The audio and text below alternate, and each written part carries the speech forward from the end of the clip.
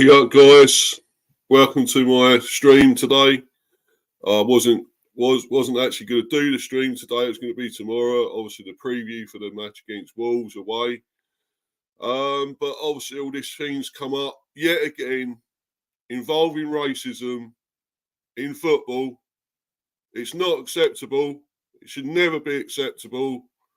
And now Ivan Toney's received more racist abuse online. I'm not accepting this. This is really out of order.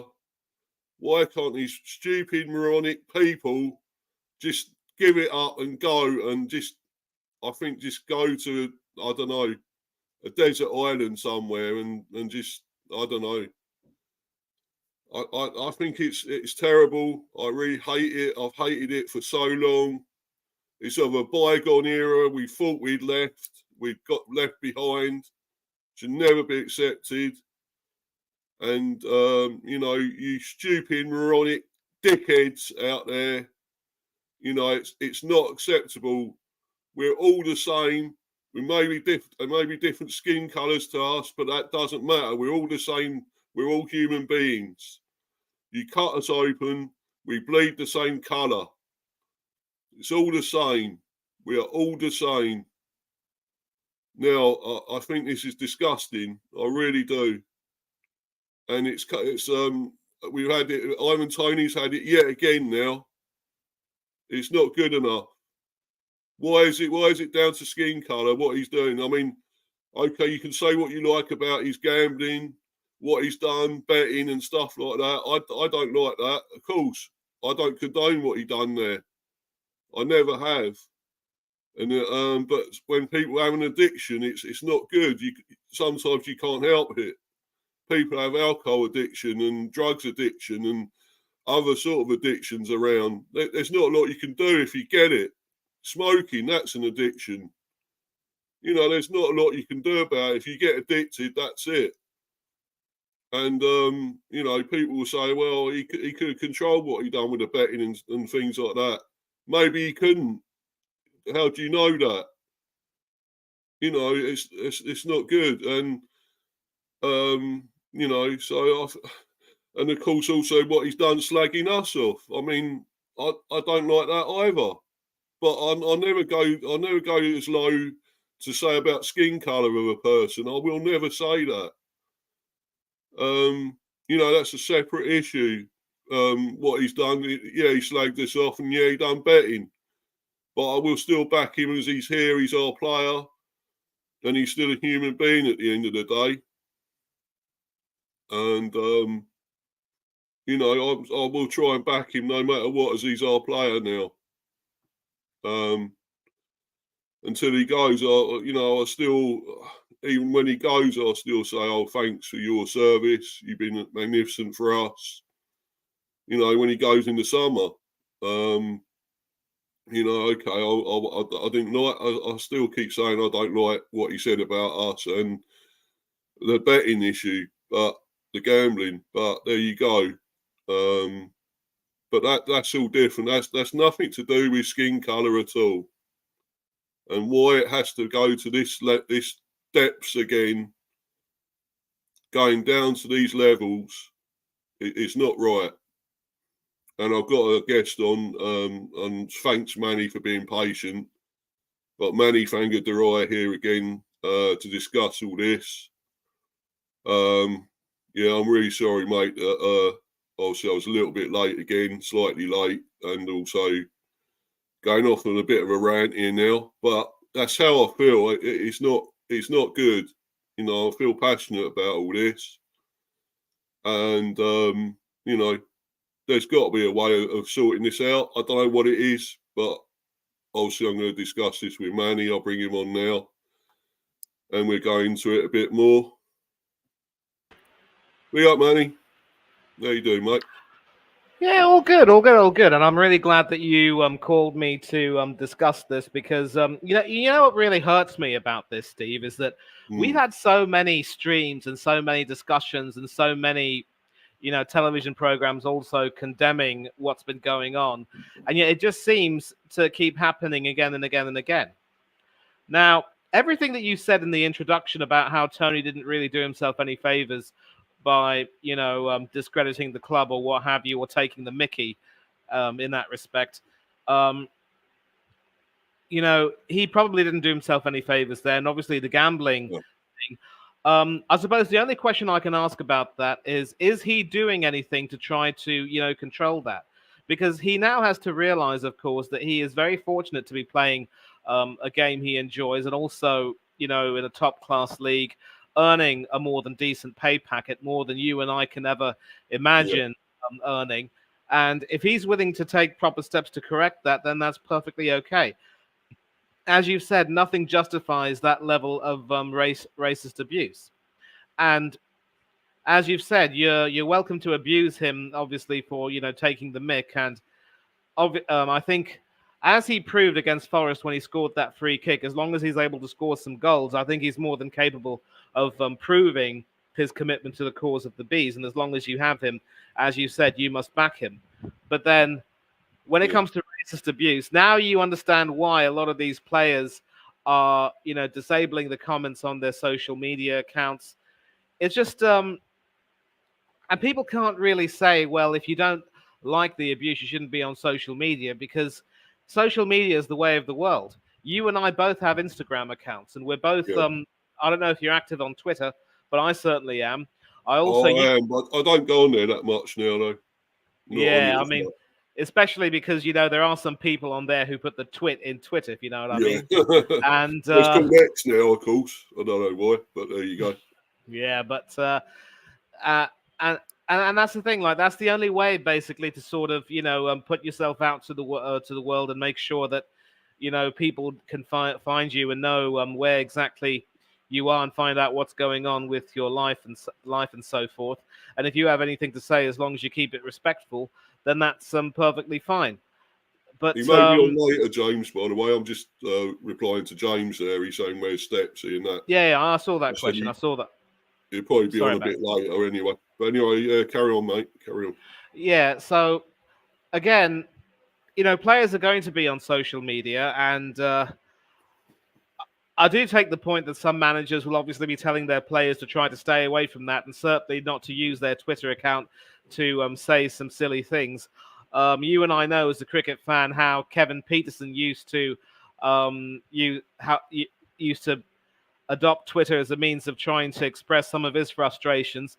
He also was subject to a rather nasty attempted bullying from inside his own dressing room by his teammates, which was disgracefully never dealt with by the ECB, although they were willing to clamp down on him, supposedly talking in Afrikaans to some of his old friends from the South African team, saying that Andrew Strauss was behaving like, a moron or an idiot. Yeah. But anyway, that aside, it's as if people feel that because these social media, these superstars, these players earn a great deal of money and are active on social media, that fans have a right to say what they want to say. No, they don't.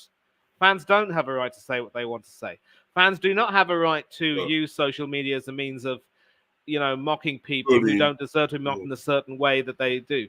Doing that is just bullying. One of the worst examples was during Euro 2020, if memory serves me right. Yeah. Because when we played, when we played the Germans, if you remember carefully, there was a little German girl, a fan, obviously, who was quite heartbroken, really, at the at the result that her team got, and some of our worst fans used that as a means to try to mock her and say, what, sucks to be you and all that rubbish. And they went after that poor girl. It's disgusting.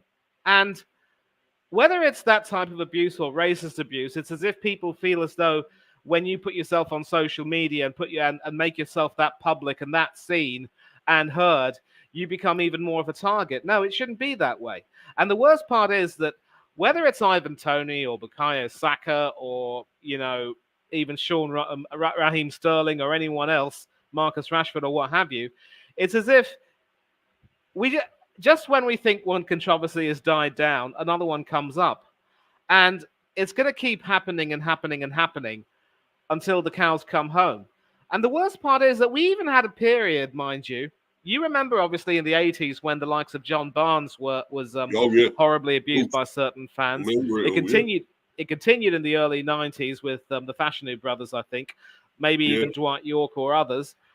We seem to have a lull in all those things, and I think it's sort of, the fact that it's resurfaced again might have a lot to do with the changing political landscape in the time. I don't know. Maybe a lot of these people um, who who felt as though they wanted to say what they want to say, to heck with political correctness or not, what have you, have now been given the courage to sort of come out of the woodwork and reveal themselves again. It is absolutely disgusting, and yet, for every single Instagram user that will be banned from the platform after being reported, there'll be other idiots who will just keep coming in. I really don't know what to do. And I remember posting on my Instagram after we exited the World Cup, condemning, and you can check that out if you like, Mr. B, condemning the abuse that Rashford, Sancho, Saka, and Sterling received um, from England fans who saw it fit to attack them. I mean, it wasn't Sancho though for the World Cup. I believe it was Bellingham, if memory serves me right. Yes, Bellingham. And so we're going to have some of these fans again and again who will blame these fine players and fine young people just by virtue of their skin color. Would these idiots dare countenance any kind of abuse being thrown at someone like a Harry Kane or a Jackie Grealish or a Jordan Pickford or a Gareth Southgate? I don't think so. And I yet, mean, the thing is, sorry, man, it's one thing to sort of like criticise somebody for what they're doing. I mean, we all criticise our players. If they're not playing well, they're not up to form, they're doing nothing on the pitch. We like to criticise them, but we don't go for skin colour. It's not about skin colour. It's about, what they're doing as on the pitch. I agree. There's players we hate that are not in form. Like you could say with Arsenal that you never like Kai Havertz for a while. He was doing nothing, and then he started scoring, and then people were going, "Oh yeah, look at him now. He's getting goals. He's brilliant. Getting goals." He's still not a great player, but at the end of the day, we're so fickle, aren't we? The one minute they're doing well, and we praise them. We praise these players, and then if they're doing shit, we go, no, they're rubbish, they're useless. What are they doing here? And why did we buy them and that? But we never attack what a person looks like, do we? We never do that. No, of course we never do that. And that thing you said, obviously, about Saka, he has the ability to, just make one telling contribution in the game. It could be a wonderful assist or a fine goal, and then end up not doing very much for the rest of the game. But again, we never, ever, ever consider, attacking him racially, because that is just stupid. No. You don't control how you're born with. And Exactly. it just angers me a great deal. And I think really the only short-term solution that we can perhaps have is to, have the players disable comments on their social media, be it Twitter or Instagram or Facebook or what have you. Yeah. Because I realize, obviously, that getting them to, abandon the use of social media and just get rid of their social media accounts isn't really the best thing to do. I mean, when I say best, I mean the most practical thing to do. But in the meantime, this really, really, really has to be, nipped in the bud once again. And exactly. the only thing that I can understand is we need to know, first of all, if these are actual Brentford fans or fans of other clubs. And is there any way of telling whether these vile idiots who are abusing him are in fact Brentford fans? Because if they are Brentford fans, then by all means, cancel their season tickets, ban them from the G-Tech, and make it crystal clear that they're not welcome. Of course, will that necessarily go some way to stopping them saying what they're saying? I don't know. But, something really, really, really has to be done. And the worst part is that it's the club that suffers the bad reputation more than these idiots in question. And that's what these fans just don't seem to realize. Manny, do you mind if I just read this out, mate? Is that okay? I just want to sort of go into this and No questions asked. It's your stream. By all means, go ahead. Here. I'm all ears. Cheers, mate. Earphones, if you wait. Sorry, mate. Sorry? No, I said I was all ears. I'm actually earphones, but go ahead. Oh, right, yeah. Yeah, anyway, right, so obviously racism, shame. Ivan Toney hit with vile racist abuse as England and Brentford condemn harassment just weeks after similar incident. It is not the first time the striker has been subjected to such disgusting attacks. England and Brentford have condemned the vile harassment of Ivan Toney after he received more racist online abuse. And Tony's representatives have called for football's authorities and social media platforms to crack down on the widespread problem within the game. Yes, they should. The Furious Bees also slammed the response of social media companies to abuse as underwhelming. A Brentford statement read, "We are angered and frustrated to report Ivan has been subjected to racist abuse on Instagram once more. We have initiated investigations into this vile harassment, which we condemn in the strongest terms. Sadly, this isn't the first time Ivan has had to deal with this. A similar incident occurred just 4 weeks ago, leading us to identify an alleged perpetrator whom we reported to the authorities. To date, we have yet to see any action taken against that individual." A three-line statement added, "It is incredibly disappointing that Ivan Toney has been subject to racial abuse on social media again. This behaviour must have consequences, and we support strong action by the authorities and social media companies. Toney, 27, has previously received racist comments on Instagram, and Brentford want anyone found guilty of posting racist comments to be prosecuted." Exactly. In March 2023, a 24-year-old man was banned from every football ground. Great, brilliant. In the UK, for 3 years after racially, well, it should be for life, not 3 years. Should be forever, after racially abusing Toney, who had scored the Bees equaliser at Arsenal on social media. The man who also received a 4-month sentence, suspended for 2 years. Brentford statement added, "In general, the response from social media platforms to these ongoing issues has been underwhelming. Their solutions, such as filters to simply hide the abuse, may safeguard the players but miss the mark entirely and do not discourage the offenders. Without real consequences for those responsible, the cycle is doomed to repeat. We do have faith that things can change. We appreciate the dialogue that we have with the likes of Meta, but we call for more decisive and urgent action to combat online hate. We call for prompt investigations, and importantly, we call for criminal prosecutions. We will continue to work with the authorities and the Premier League and to support our players as we tackle this awful online abuse." Luton strike. Oh yeah, this is what obviously Stephen was gonna, I think, obviously talk about if he comes on, and I'm sure hopefully he might, about 1-ish or so. Luton striker Elijah Adebayo was also targeted in October, when the Hatters branded it vile and cowardly, and the cowardly acts of online abuse. And Tony's agent, Jonathan Barnett of ICM Stella, said, "I unequivocally condemn the racist abuse our player Ivan Toney has been subjected to on social media. Everyone at ICM Stella is shocked at these types of unconscious, can you say that, Manny? I can't. Unconscionable, yes. Yeah, and vile Unconscionable. behaviours are still prevalent in society today." So I'm losing my voice now. It's got me this angry, you know. Social media can no longer ignore a widespread and recurring problem across its platforms. We call on all forms of social media to do more to prevent, address, and combat unacceptable and distressing incidents of discrimination such as this. My team will conduct an investigation and pass on any findings to the appropriate authorities. We will not just be bystanders. I personally stand with Ivan, his family and friends, as well as anyone else who has been subjected to discrimination. We implore the football world to kick it out once and for all.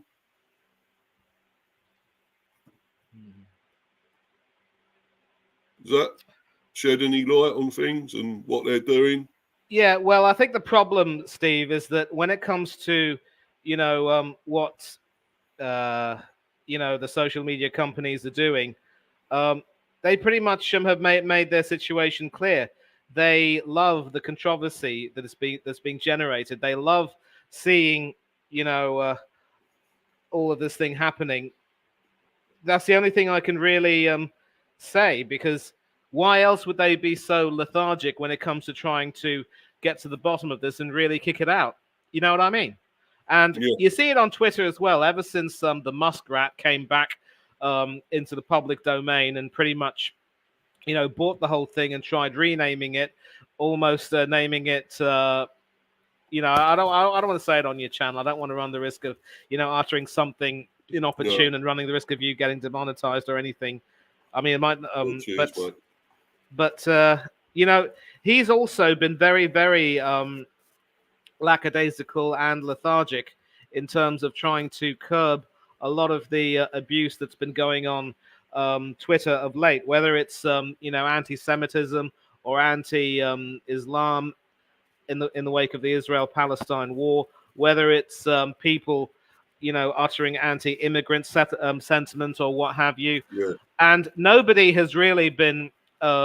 Whenever we try to report some of these tweets, they take a long time to sort of get really dealt with. And in stark contrast, other accounts which don't really have any wrongdoing against them, they end up getting their accounts terminated forever. That happened to a couple of friends of mine. And there's a no, lot of selectiveness in terms of trying to, you know, determine who can and can't stay. And I think more of these right-wing personalities, these morons who probably would actually be the first to condone this sort of abuse, or at least wouldn't really go so far as to want to punish the people behind it, they're being allowed to spout their nonsense on these profiles. On Instagram as well, Sean King, who is a famous American social activist, pro-Palestinian, he was permanently banned by Instagram, and yet other right-wing personalities are allowed to keep Instagram accounts and spew their nonsense. It's worse than the lack of action is the selectiveness of some of these media companies like Twitter or what have you. It's absolutely disgusting. And, unless there is a willingness for all social media companies to start, getting their act together collectively and trying to get rid of all of this stuff, we're still going to see this happening. And the worst part is that social media is now effectively a goldfish bowl in that respect. And people will say that when you put yourself out there, you ask to be abused. Nobody asked to be racially abused. And, no, as someone born to Indian parents and with the dark skin that I have, I was also, racially abused at school. I suppose in one respect, I could have brushed it off saying, you know what, these are stupid children who know no better. But when it starts at school and isn't really dealt with, it sort of becomes even worse, if you know what I mean. And at least in another school of mine, there was a boy who used a similar statement said a similar word towards me. He was read the riot act by one of my teachers, and I was grateful for that. yeah, I But bet, yeah. all I can say is that and this might be a sort of an idea as to how we can possibly tackle it, because we now need this generation of young children to really stand up and say, you know what, this isn't okay. Because now in Well, this I'm just laughing at generation, that. in So, addition, yeah, in addition to social media, you've got a lot of children who are a lot more alert and active and very much, in tune with the way of the world. And they're also, in some ways, made to know that this isn't that this sort of behavior isn't acceptable. So it has to start at home. Maybe the children also are going to have to make sure that they become the new moral guardians. And it's stupid, I know, to expect young children to do what some of the adults can't do. But that's sort of where the adults have failed in a way, because they never were really given that sort of discipline when they were much younger, and those parents in yeah, particular also had that sort of a worldview. Now, though, that we're seeing a little bit more enlightenment amongst the children, it's now more important than ever that they stand up and say, you know what, We got to stop this. It's absolutely ridiculous. And maybe if there are some young Brentford fans from the community who will pretty much do what they did for Marcus Rashford, for instance, then that could be a way to help solving it. If you remember, when Rashford was subject to that abuse, I do believe Yeah. a lot of the children from the families who he was able to help, for whom he was able to help provide free school meals for a certain period, they all got together and performed did some sort of a mural together, I think, in one of their communities as a means of saying, Marcus, we love you. And if the children in Brentford can do that for Ivan Toney, that would be amazing. And I also do believe that maybe one way that Toney can endear himself again to the faithful is by apologizing for his comments and making sure that he continues to do what he's doing, that is knuckling down, training hard and scoring goals and doing his bit for the Bees. Because every single player obviously will want to leave. But if he did slag off the club in a bad manner, if he was effectively biting the hand that fed him, again, this doesn't justify that level of abuse. But one thing which I say is that every time we say that two wrongs don't make a right, we exonerate the first wrongdoer.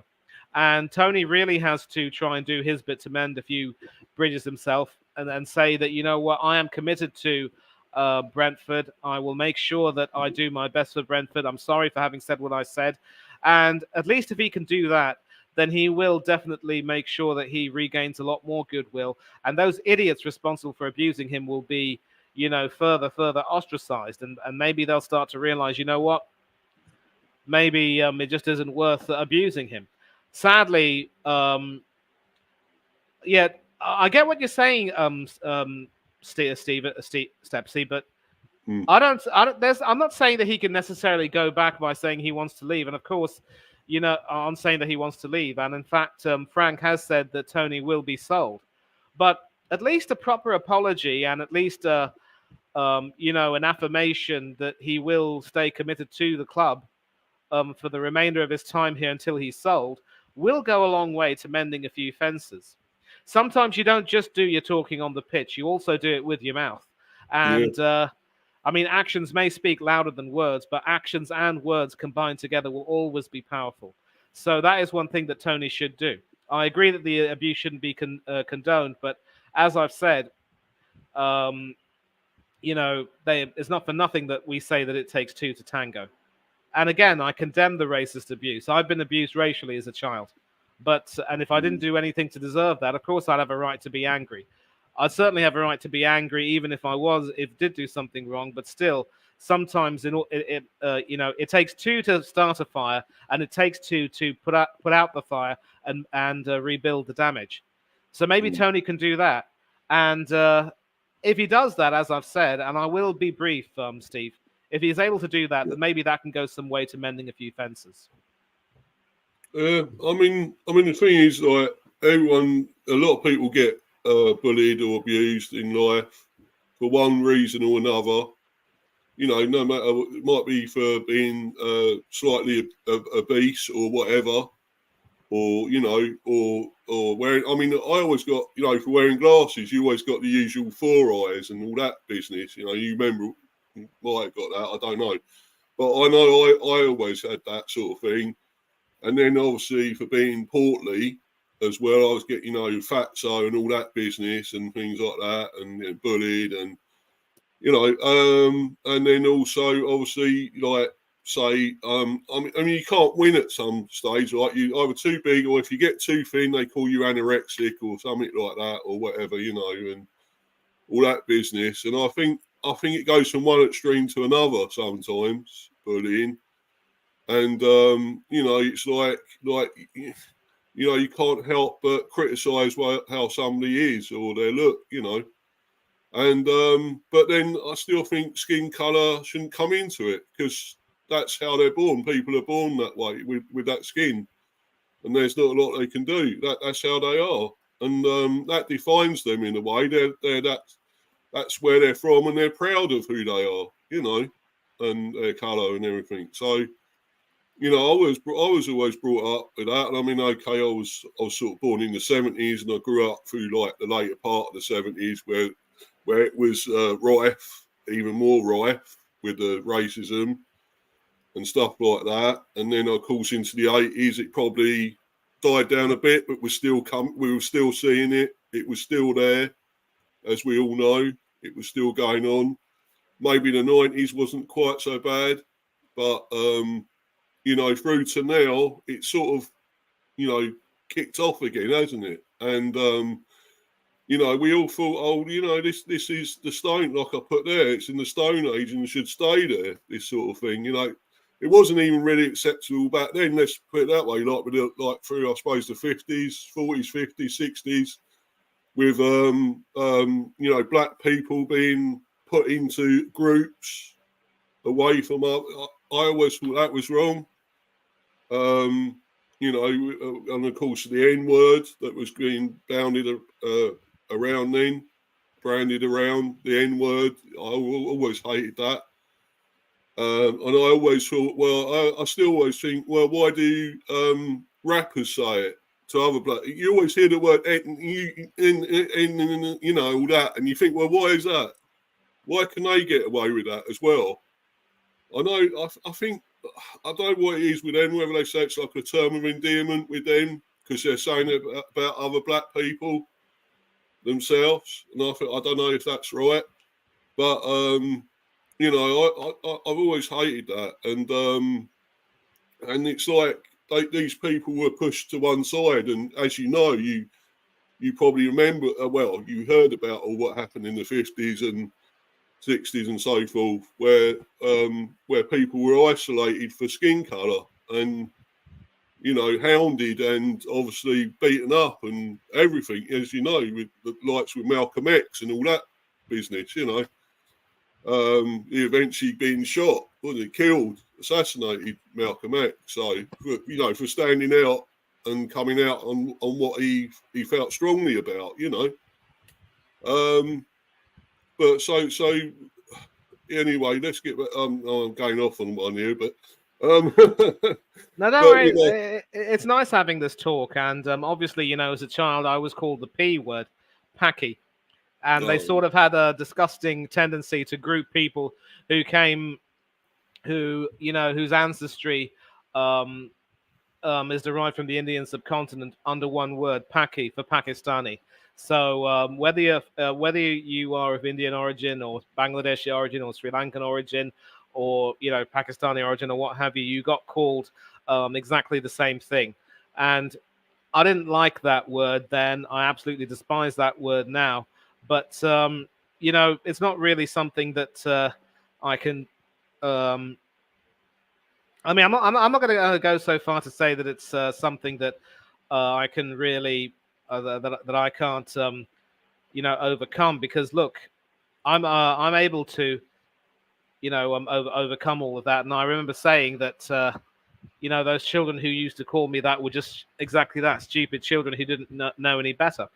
And but now, of course, back then, as you will agree, Steve, it was a lot different back then. Now, of course, with social media and the free availability of news channels on social media and more independent news media coming up, and we have more of a well-rounded, well-balanced outlook, basically. And a lot of these young children are going to have to take the responsibility of standing up and saying this isn't good. And that sort of segued into what I was talking about with the Marcus Rashford tribute. If something similar can be done for Ivan Toney to show that he has the support of the fans, that's perfectly fine. But Toney also has to try to mend a few fences. And if that can be done, then all the better.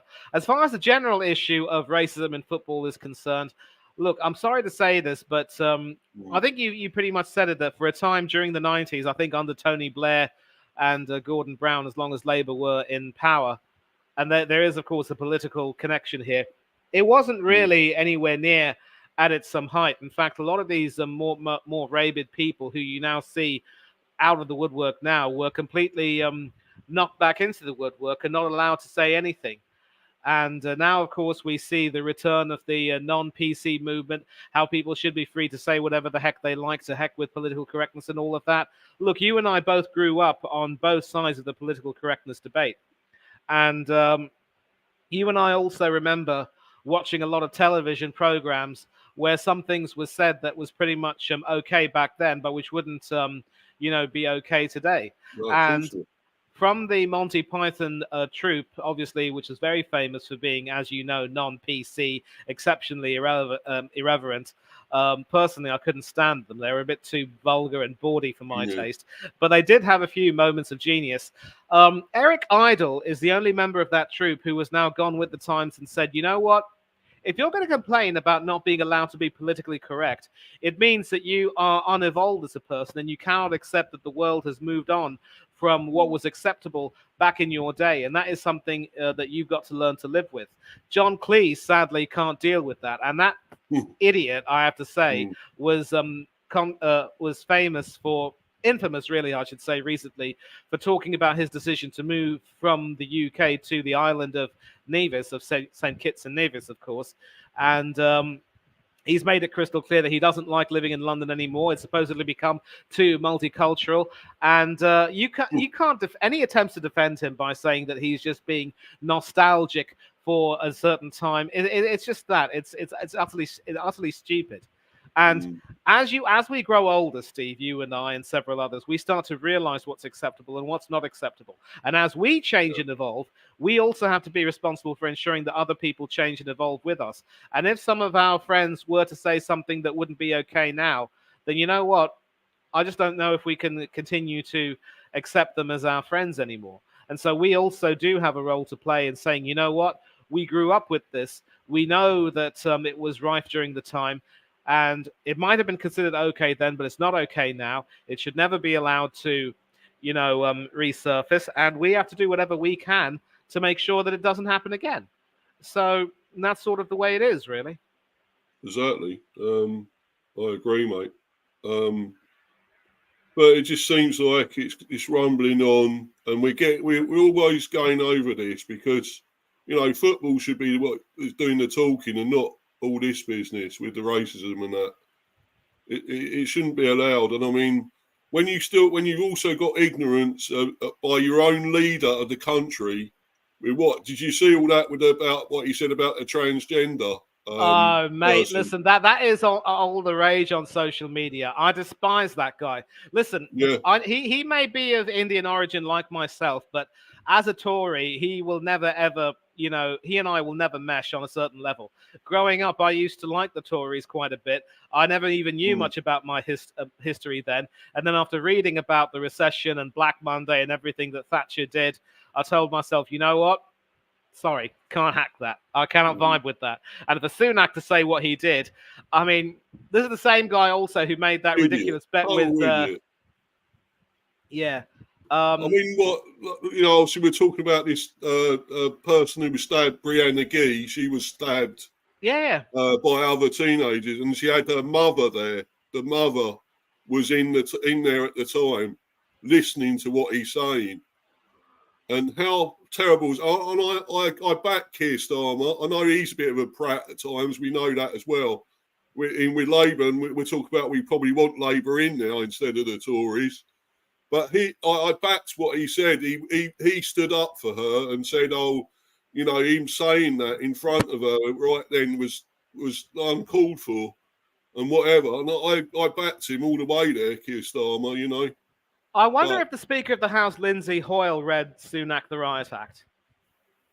You would hope so. You would think so. But I didn't watch all of it. I've only sort of had snippets of it, and because I don't always watch all that because it is a bit boring for me, to be honest. But I mean, I watch it now and again because you get some interesting things happen and things talked about. And obviously when that came up, and I thought, this person's just been killed and her mother's there, and hearing all this, and I think this is you're an absolute prat, dickhead, and you should be fired. You should be gone. You know what? People thought that David Cameron was, similarly tone deaf as a prime minister. This bugger Sunak's even worse. And bear in mind, he hired Cameron again as foreign secretary, despite the fact that he's sitting in the House of Lords. And the Stephen Lawrence murder as well. A pretty good question there. Let's also not forget the Anthony Walker murder by Joey Barton's brother. Well, And this is why I can never vibe with Joey Barton, because, they have a saying that the apples don't fall far from the trees, if you know what I mean. Yeah. But look, there's so much about the culture in the UK that's had a real shift ever since the Brexit vote. A lot of these guys, these creatures, have been brought out of the woodwork. And I say creatures because if they are willing to, denigrate other people in a disgusting manner, which they are, then they don't deserve to be given any respect as human beings. And then you got people like Nigel Farage who were trying to stand up for these creatures, and he's even called a former US president a creature himself. But I don't know. You have all of this alternative right movement. All of these groups are now racist groups are now resurfacing, and it's spreading everywhere. It's disgusting. It really is. And we have to talk of solutions, and there have been some solutions that we've spoken about. Sadly, as you and I can agree, Steve, it's the clubs that are probably going to have to bear the brunt of the punishment. If we've seen across Europe that if some fans do engage in racist behavior towards players from visiting teams, they are punished with a stadium ban, which means effectively that, as in COVID times, or maybe not quite really, clubs will be subject to a stadium ban, and they wouldn't be able to play in front of any spectators. And that is, of course, leads to a loss of revenue. And the longer these bans take place, the worse it can get. It's like we had with COVID, obviously. With COVID, we had, nobody could go attend the matches, could they? Exactly. And they were hit with that when that happened. Yeah. So if it happens again, it's even worse, isn't it? Exactly. And the worst part is, the Premier League will not have the bottle, for want of a nicer word, to want to, offer that sort of a punishment, because as we've said with regard to VAR, they love the controversy because they know that controversy sells. Controversy keeps the dosh rolling in, and as long as they're going to want more and more controversy, they're going to they're just going to offer these ridiculous statements where they feign anger and concern, but in reality couldn't give a rat's backside. And it's change has to come from all directions, not just from the bottom, not just from the top, from every single direction. And I think if we can see some more proactive action, that would be really good. At least the children now, at least, have been more evolved from back in the day, because I do seem to remember when Neil Shaka Hislop was playing for Newcastle, he was apparently subjected to quite a bit of racist abuse when he, pulled up at a petrol station to get some petrol for his car. And there were some fans who were mocking him, and he heard all of that. And then some of those idiots recognized him as Shaka Hislop, Newcastle United goalkeeper, and went up for an autograph, to get an autograph from him. Can you imagine the lack of shame they had? The lack of self-awareness. Back then, I mean, it was just awful. At least among the children, they may have evolved a little bit in some respects. The more exposure they get to, other news media sites and keeping themselves involved with every single thing. But some households, are so set in their ways that they just don't want to change, and they don't want to evolve, and they don't want to accept that certain behavior is just not acceptable. And it's going to take a lot to really change the collective attitudes of fans. It really is. Yeah, and also the problem is, you see, I think it's too open for obviously younger people, the kids and all that, especially from school, because a lot of them are bullied online and have committed suicide through being bullied online. And so they think, we used to get it, say, when we was at school, we didn't have all this back then, all this online, social media and everything. We never had a lot of that. So we could escape that coming back home. We could escape the bullying we got at school. They get it back when they're back on their computers, online. They're getting it again with the bullying. And that's, this has got a lot to answer for at times, social media. It can be great at one stage, can be brilliant at one stage, and then it could have the negative effect of, driving people to commit suicide. Shorten their lives, basically, their young lives and that. These kids and everything. So, I don't know. It's great in one respect, but bad in another. And I sometimes wish we could go back to not having hardly any of this. And then, maybe we wouldn't get all this happening. But, it's too accepted now. We're too into having all this. And if it was taken away, we'd be up in arms, I suppose, wouldn't we? If it was all taken away from us, So, I don't know. I don't know if you agree with that, Manny, but yeah, it's sad, really, that this is what has to happen. But sooner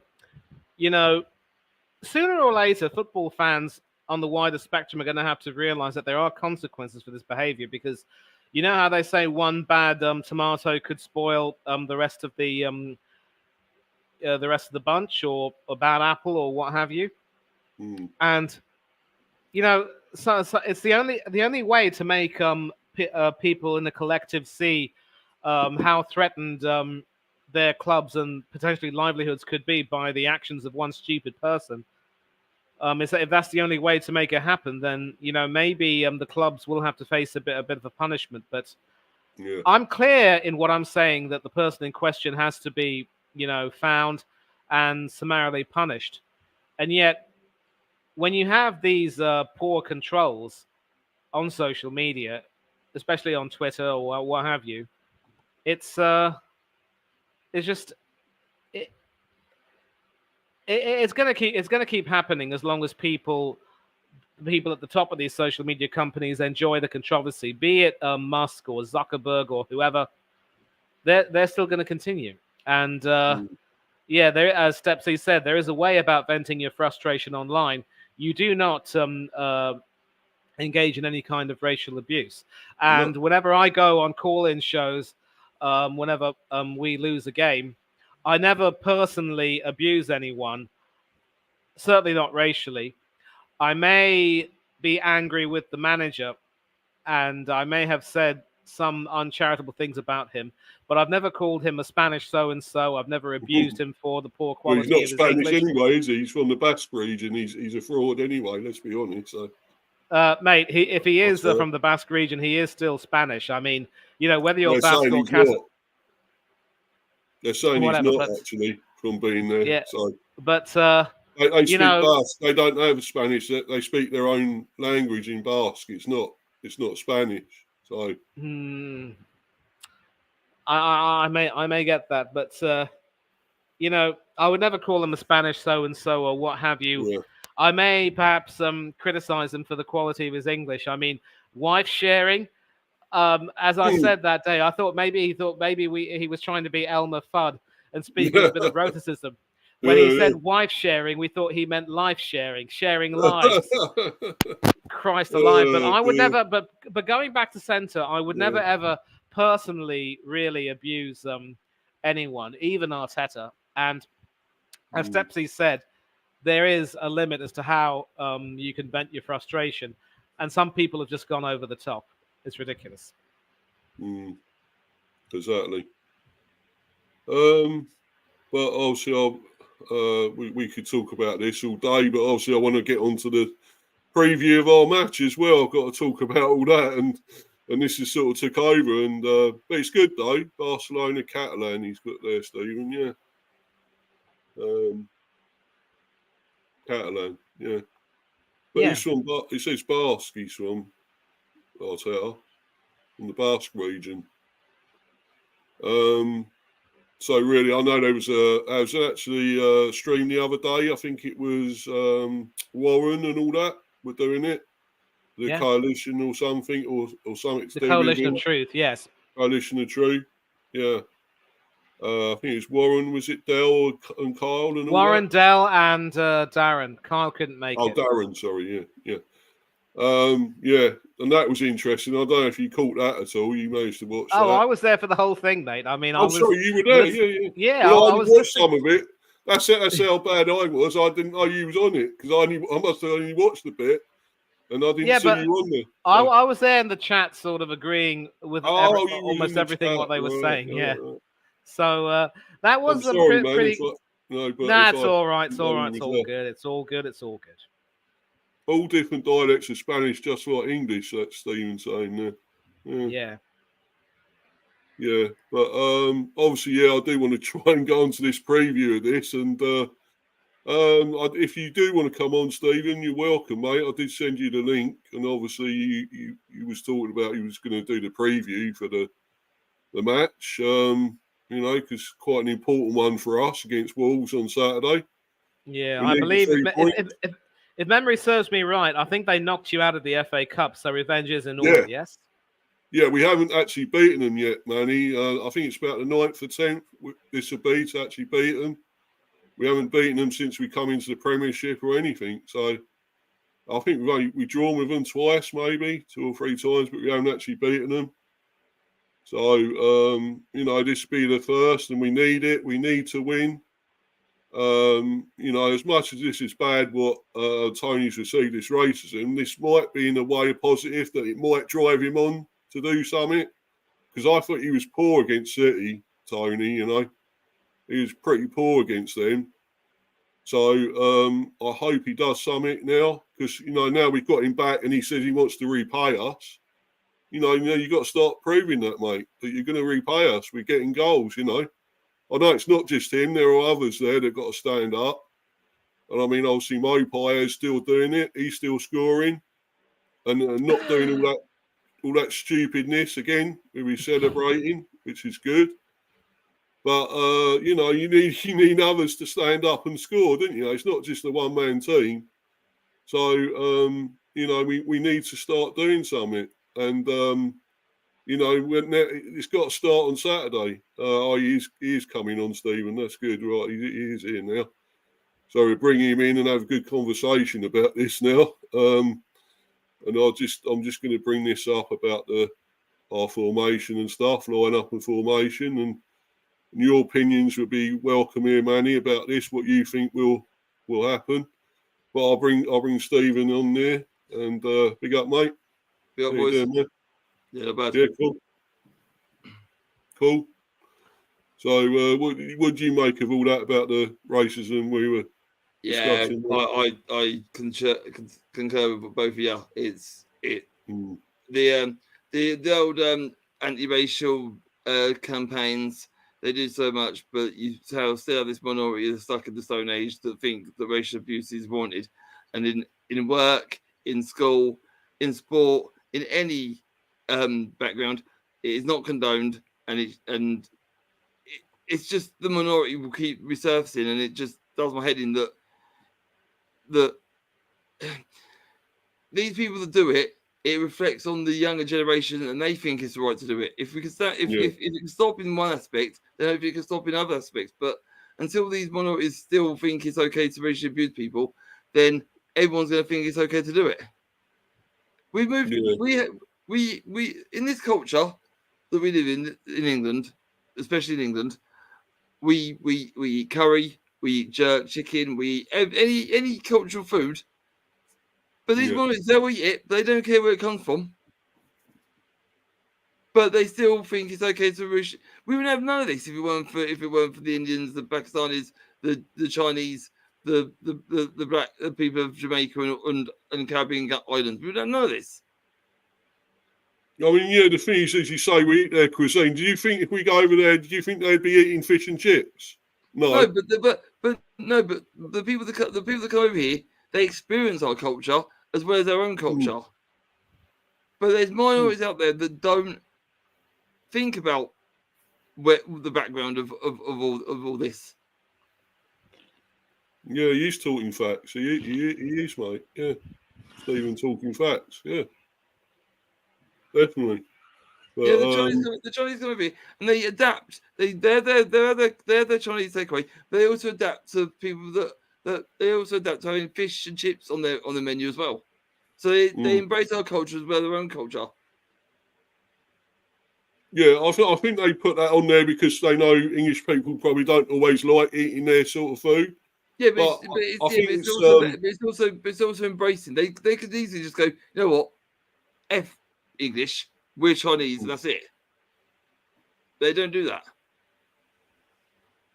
Yeah, yeah. You have to go with everyone what everyone's taste is, isn't it? It's not just about one sort of taste. It's it's for everyone. So and we have started to embrace different cultures like Judaism, Hindu, Muslim, any Christian of our own, and there's other forms of Christianity, and we've embraced these cultures because we like May said, we evolve into this. Yeah. And like May said, there's people that lived back in the day when you saw a black person, it was alienated. It was pretty unheard of. But then people evolve, and we've embraced it, and we learn to live with this. If you don't like to live with this, like May said, move. If you don't like it, move. Mm. But you're going. But even if you move, you're still going to encounter different people, different cultures, different skin color. It doesn't stop. No. And do you want to wanted to talk a little bit about Adebayo before we move on to this, mate? Oh, Adebayo got it twofold. I seriously praise that bloke. Really, I do. He still come out. Even though we're getting racial abuse and all that, he still come out on that pitch and perform to his best ability. Driving him on in a way. I think. Yeah, I commend him. I commend him. I support him, and all Luton fans backed him, and the minority that did abuse him obviously went away. Thank God they went away. And then Morris encountered it at Sheffield United. They caught the culprits at Sheffield United, and I condemn the Yorkshire police for doing their job thoroughly to investigate that, because Morris went over to the 4 officials and the people saying, "Look, I'm getting monkey charms, I'm getting racial abuse. There's anything you can do about it." The Yorkshire police took up the investigation and found the culprit. So I commend Morris for doing it the right way as well. Tony, don't like the bloke, but that don't give no right for him getting racial abuse either. No, nobody should get it. Nobody. I can call him an idiot, I call him a prick, I call him an arsehole, all that. I call him all their names. That don't hurt him. But if I go to the racial extent of what people have been saying, I'm no good than the rest. Yeah, you're back in the gutter with the rest of them then, isn't it? Exactly. All the ones that are saying it, Exactly. But if you don't like a person, the culture and the racial people, the racial part of it, should not come into play at all. He's there to do his job and play football. If you don't like him, chant you don't like him, but don't take it to the extreme where you have to be abusive, because it doesn't make it right, and it doesn't condemn you to anyone. I mean, I've always said I don't condone what he said about us, the team, but I certainly would never take it to.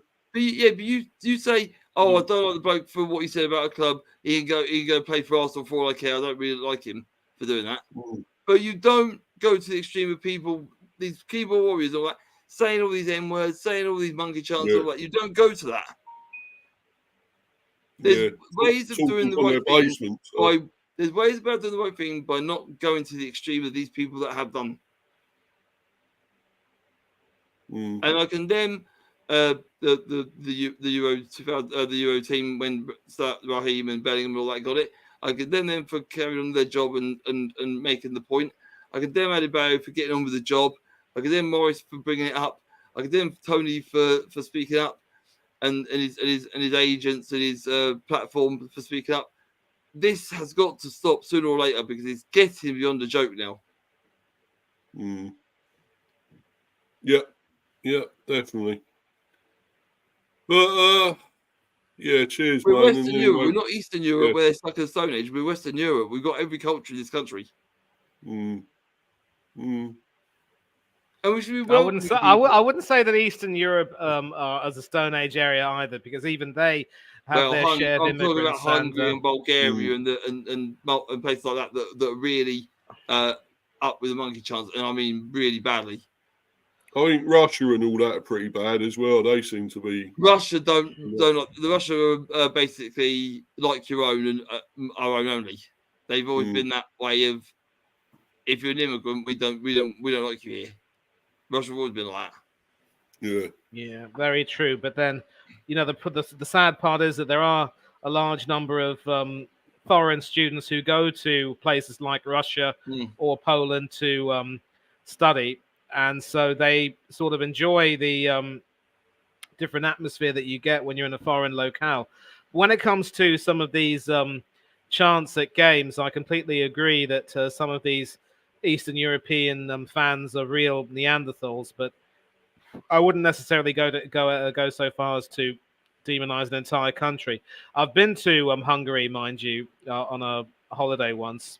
We sort of drove there from Austria. Nice country, good place, good things to see, some decent people. We never really stayed for too long, so I suppose we kind of escaped the worst part of it in a way. But still, you get my drift, boys. Yeah. Okay, maybe I categorized it in the wrong way. There's parts of their countries that are backward in the Stone Age. Sorry, backwards is the wrong word. Are stuck in a warp. Mate, there are some parts of the UK in some respects that are also in the Stone Age. I was just getting to that. There's parts of the UK that if you walk down their street and you're a different minority, different culture, they will have you. It's it's a divide again. This country and a few countries, there's a divide, and we need to bridge that gap. Also, do you remember that incident with Suarez and Evra? Because when he was being racist towards Evra, and he was saying, I interviewed him about it, and he said, "Well, that's how we say it. That's how we say it in South America. That's how it is." No, that shouldn't be how it is. That's not right. Yeah, but okay. Yeah, and you're not in South America. In other words, you should have said, "That's how we say in South America. I'm sorry for bringing it over here." If he wants to be racial, then leave it in South America. If it is there, I mean, I've had friends that go to South Africa and I actually loved it there. But if they said, "Oh, that's how we say it in South America," then leave it there. Over here is totally different. And then you see he wouldn't even shake his hand, did he? When he went down the line, he ignored him. He went like that, and I thought that was totally disgusting. I don't blame him. Never liked Luis Suarez. Suarez. I don't think a lot of people did. I think a lot of people didn't like him, really. Everyone offered him his hand, and he didn't want to shake it. And I thought that's disgusting. That's terrible. Yeah, because everyone was ready to let things go. He wasn't. No. I mean, he done a lot of other worse things as well. Say worse. The same thing is. Yeah, go on, yeah, mate. I mean, we don't need to remind ourselves what he did, but I will say this. Seeing him blub like a baby after Uruguay's elimination from the World Cup at the group stage, priceless. Yeah, it was a bit of couldn't happen to a more deserving guy. Lovely sight to see. Lovely sight to see. Yeah, you crying little prick. Yeah. But yeah, I'll never forget that when he handballed and they went to penalties, he jumped for joy when they won the penalty shootout. Yeah, that was the thing. That was the thing which really made me, despise him. But I'm sorry, Mr. B, you've got a preview to do, right? Let's get back to that, shall we? Well, no, if you want to talk a little bit more, we can. I mean, obviously, I will move on in a minute, but obviously, I just want to, if you want to discuss it a little bit more. Actually, can you do that? Well, I've actually got to pop to the toilet, so if you two lads can carry on a bit with that, and I'll be back soon. Okay. Oh, sure, we can. I mean, that particular incident with the handball was what really, really, made me hate him. It was the lack of repentance from him that really hurt. And what was even worse in many ways was that I had a lot of friends back at the time who were telling me, it's part of his DNA. He's a winner. He has to do whatever he can to try to ensure that his team can win. And, he was justified in that respect. But what he did basically was blatant cheating. He knew when he did that he wasn't going to, play the rest of the match. And he put his team at risk of possibly losing the chance to play in a World Cup semi-final. And it was just, it's as if, he never cared about fair play. He never cared about, the spirit of the game. And people were saying, he was right to do that because that's the way it is. You've got to try to do whatever you can to win. But that shouldn't really be the case. And at least if he had shown a willingness to try to, atone for what he did, then we can say, what, we can possibly give that a fair pass. I mean, Thierry Henry was no saint. That handball against Ireland in the World Cup playoff was absolutely horrible. And Ireland were absolutely right to be, disgusted with that. Oh, yeah, I think so. I think they're justified. But at least Henry was willing to offer an apology, although there might be some people who will say that he was possibly, taking the mickey. I suppose the fact that he never really played in that subsequent World Cup and France ended up going out at a very early stage was some crumb of comfort enough for the Irish fans who felt betrayed. But, with Suarez, it's the lack of repentance that angered me. And it was as if, I don't know if you will remember this, Stepsy, but Steve might remember this. When we lost the World Cup quarterfinal to Diego Maradona's Argentina, obviously the second goal that he scored was an absolute thing of beauty and a joy. That was class. Yeah, unless, of course, if you're an England fan. But the first goal, of course, was an act of blatant cheating. He literally used his hand to sort of propel himself up, and he punched it into the net past Peter. He sort of moved his head, but the hand was there to push it because he knew the head was never going to get to the ball because Shilton was there. But the way the hand sort of was there, sort of shield the head, he sort of moved his head with the hand, didn't he, to make it look like a header. Oh, absolutely. And that was one thing that, angered a lot of England fans, and rightly so, because, again, he didn't even show any repentance for that. No. And he said that England deserves this because of the Falklands War. Yeah. And Rule Britannia and all that, yeah. Even with in another video, he was quoted as saying, "Yes, Peter Shilton, I remember you very well. Goalkeepers are absolutely stupid." And this is one of the reasons why I could never vibe with Maradona as a legend of the game, because of his own lack of grace and repentance. He never seemed to know that he he had to be more accountable for his actions. He never wanted to really evolve in any way. He always saw himself as sort of a lovable rascal sort of person. And it was disgusting how the Argentinian Football Association were willing to, engage in that ridiculous campaign to have his jersey number retired for Argentina. I'm sorry, but you don't get to do that, because if it's for a national team, you've got to wear the shirt number that you are meant to wear, and that is the way it is. Everyone has to wear the shirt number 1 to 10. Yeah. No excuses or no ifs, buts, or coconuts. And him the same in South Africa when he went to the World Cup. He was done for racial abuse as well. Not surprising, is it? Oh, Maradona was out for it. It was caught on camera and everything. Being absolutely disgusting.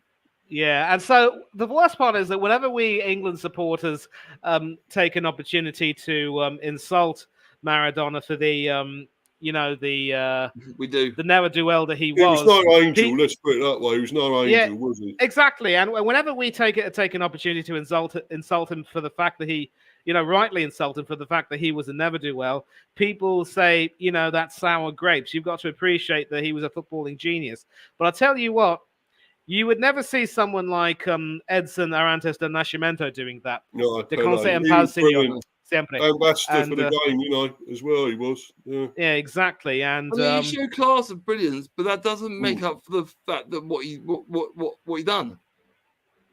For some of the stuff he done. The thing is, you can be great. You can be a genius on the pitch and whatever. It don't make you a great human being at the end of the day. You weren't a great human being. You weren't that much on the pitch. But there was a genius on the field, but an absolute dunce off it. That's all that we can say.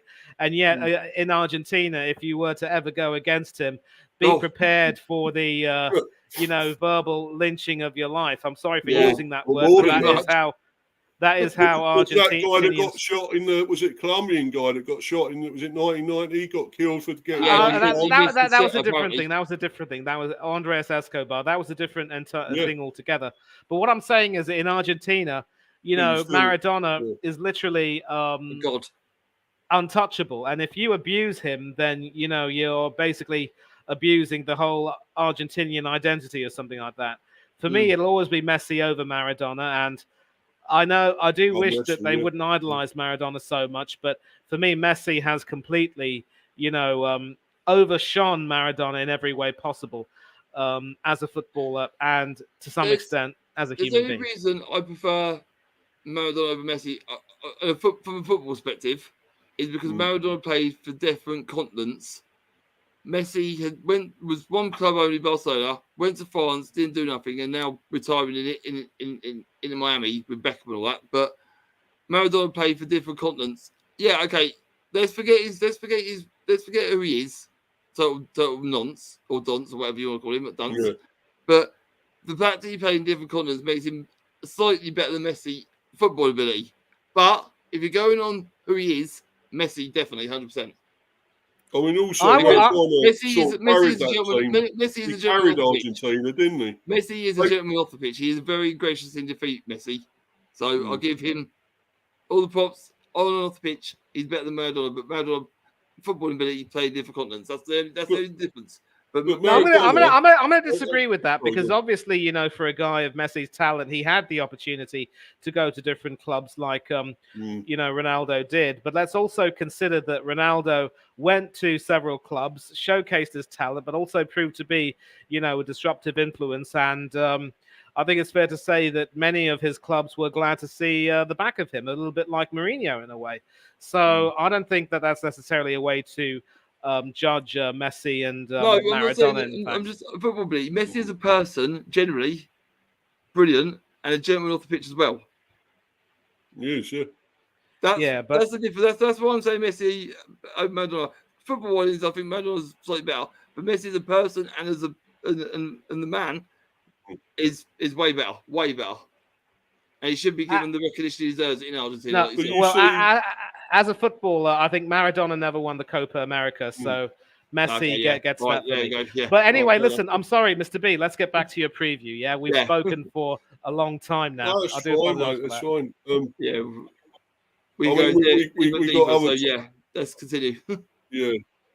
There's other streams we can do where we can go into all that, but we could talk about that all day. I mean, it's a great subject, but obviously, I just want to try and get into this preview. I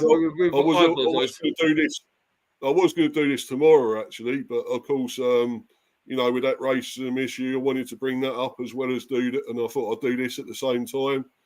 So I might as well get it out of the way, Of course, got Brentford top on again that I had on yesterday, because this is the Bees wing. This is a design of the Bees wing, by the way. This on here. Okay. Yeah, the Bees wing. You see, there's no sting there because that's disappeared. Was that a birthday edition or an anniversary edition top? Sorry, mate. Was that the actual top that they wore? This is the away strip. The third, okay. I was just saying if it was a birthday strip or anniversary edition, but okay, it's a away strip. Okay.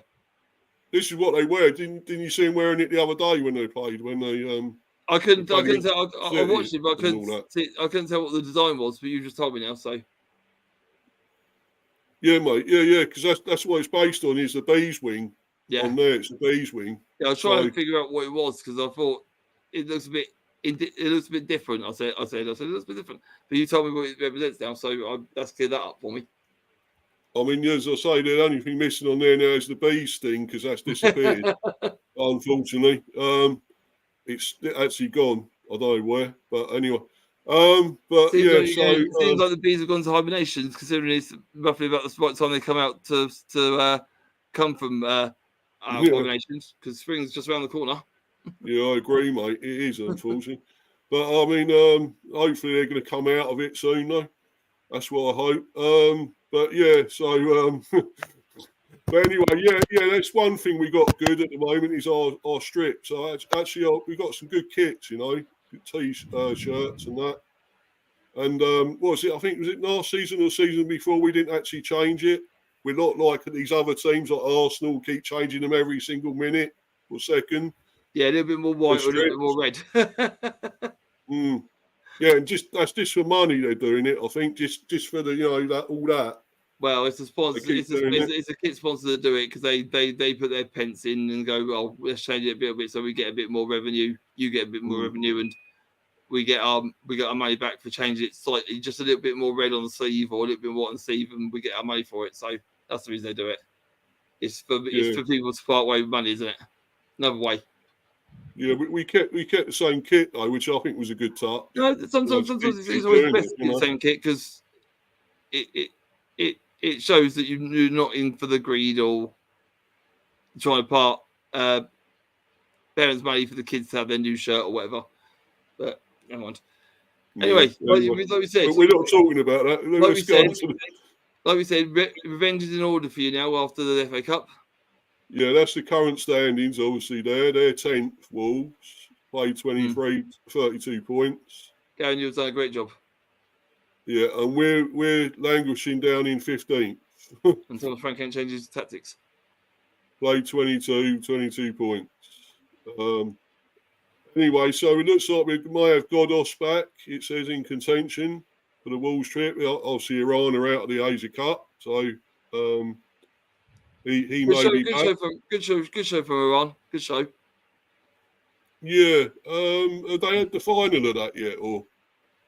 No, yeah, the final's going to take place between Jordan and Qatar. Jordan beat South Korea in another semi-final. So Godos will be coming home, and we'll have Vissa as well back because they went out Congo, didn't they? In that AFCON last night. So they didn't. I want Congo to be the final because South Africa went out on penalties. Well, South Africa, yeah. I bet Hanno's well gutted about that, isn't he? Yeah, I saw him on the stream. He weren't best happy, put it that way. No, I bet. He was itching his seat quite a bit. Yeah. So I'll read more about this about Godos. Obviously, he's come back. So Saman Godos could feature for Brentford against Wolves. That will help your defence slightly. Yeah, he'd been doing well actually. I thought he was doing well before he went to Asia Cup. Yeah. Yeah, and I think it was a foreign position for him. Really, he didn't really know much about it. I think it's was it right wing back? Or no, sorry, left wing back. I think he was playing. Yeah, left wing back. Yeah. So really, he didn't know that position as well. I don't think, but I think he's more sort of attacking winger sort of thing, right wing. I think. But yeah, he's made 14 Premier League appearances this season, featuring in midfield and as part of the Bees backline.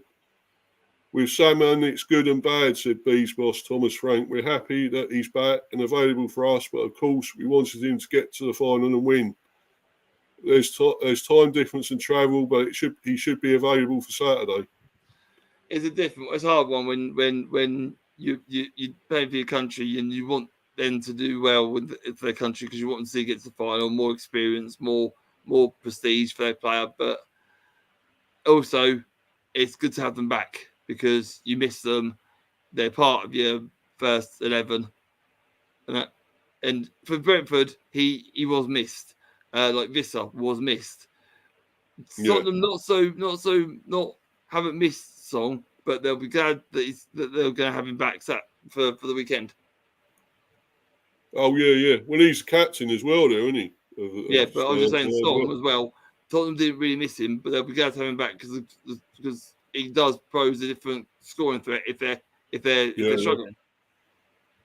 He offers a bit extra, doesn't he? Yeah. Yeah. Even though they weren't missing as much as you were missing Vissa and Godos, he's still an integral part of that Tottenham team. Yeah. Because he says they'd like him to get to the final, but obviously they're happy to have him back as much as you are to have Godos back, even though you like to see him in the final. Oh, of course, yeah. It's one of them 50-50. Yeah, okay, he's back, brilliant. But I'd like to see him in the final. Yeah, of course, Onyeka's still there, though, because he's with Nigeria, so he's actually in the final, isn't he? Yeah, I saw him play last night. Don't forget Whistler's also there, mate. His Congo team will be playing. Yeah. Gone, and I think they're out. They're out, Congo. Yeah, no, but they will. It's mentioned in the article. Whistler and Wissa and the Democratic Republic of Congo will line up against South Africa in the AFCON third and fourth place playoffs. So some potential animosity between you and Hanno there, Mr. B. Yeah. I was going to say, Asia Cup don't have a third place playoff. AFCON do. Oh yeah, I forgot about all that. Oh well. I mean, I'll tell you, is there third place playoff? And he said in Asia Cup no, but in AFCON yes. So unfortunately, Vista will still be there then for a little while. Yeah. Never mind. Well, let's read what else. So, but at least Godos will be available, so that's good. Talking about the Wolves threat here with Neto, he's a class player, really rate him, superb player. Yeah, he had a brilliant season under Mr. O'Neill. Yeah, what a manager he is, by the way. So superb. And of course, Bournemouth lost his Wolves gain, should we say?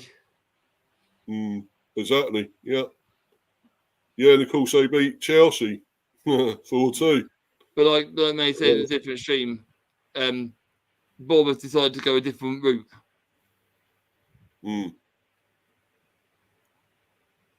Yeah, I do listen sometimes.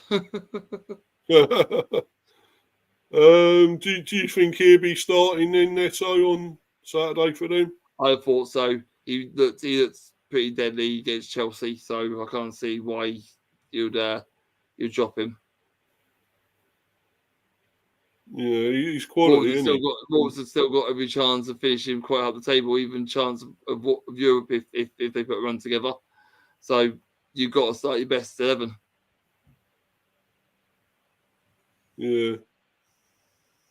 There's a little bit of analysis about Flecken there. Flecken proves his worth for outstanding Man City performance. First half, yes. Definitely. That's probably the best I've seen him since he's been here in that first half anyway. But you did say that the other day. You said that was the best performance you've seen him. But there's no other actual performance I've seen him do anything else in. So I think that's the only one I can say about, I'm afraid. But, I mean, maybe getting this new goalkeeper might have pushed him a bit to do something. That's what I'm wondering. Maybe. Now he's going to have competition, Maybe it's that. I still think Strakosha should be given a go. I really do. But he seems to want to stick with him. This is his sort of stats here. 12 saves against City. Obviously 12 saves. Goals prevented 1.33. Saves from inside the box 4. Touches 49. Assists 1.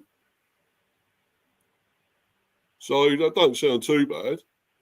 But mate, in that first half, he was magnificent. I mean, never mind the saves he made. I mean, that particular left-handed save from Alvarez was top class. There were 1 or 2 others, and that assist for the Muppet goal, as you would say. Yeah. Route 1 football at its finest, and he played his part in it. It's just unfortunate, really, that obviously, when it comes to City, I think we can safely say ashes to ashes and dust to dust. If Haaland doesn't score, then someone else must. If it isn't Alvarez, it's Foden. So maybe I was being too harsh on my team there, the Bees, maybe because I know City are a fantastic team, no doubt about it, and we sort of for a reason kept them quiet for at least nearly the whole of the first half, 45 minutes. But obviously they got the goal at the end, but that was due to a mistake we made that they scored the equaliser, so that wasn't great. That mistake, the cost of the goal, probably got their tails up a little bit and went into the second half with their tails wagging and thinking they were there for the taking. Yeah, Kids do 1-0, they might have had to change a few things and it might not work. So who knows? Ifs, ands, buts, and maybes. So what do you guys think we're going to go with? Bees, is he going to do the same again? Frank, yeah, I think it could go 3-5-1-1 or 3-5-3. It could go either way. I mean, when you play the 5 in the middle, you can always revert back to the 4 because they can get back and defend and then go back to the 3 when they go forward. Like I said previously, I like to see you go. I mean, it's a Molineux, so I'll see you going a little bit more defensive, but hopefully you can adapt by changing up 3 at the back and going 4 at the back when you ain't got the ball, and then pressing a bit more harder when you have the ball. Like you try against Man City. Obviously, Man City are a little bit different opposition to Wolves in aspect that the players they've got. Wolves have got some great players, but they have got some weaknesses that you could exploit if given the chance. Well, what's his name back there? Wang, is it Wang? Yeah, he'll be back. Yeah, he'll be back.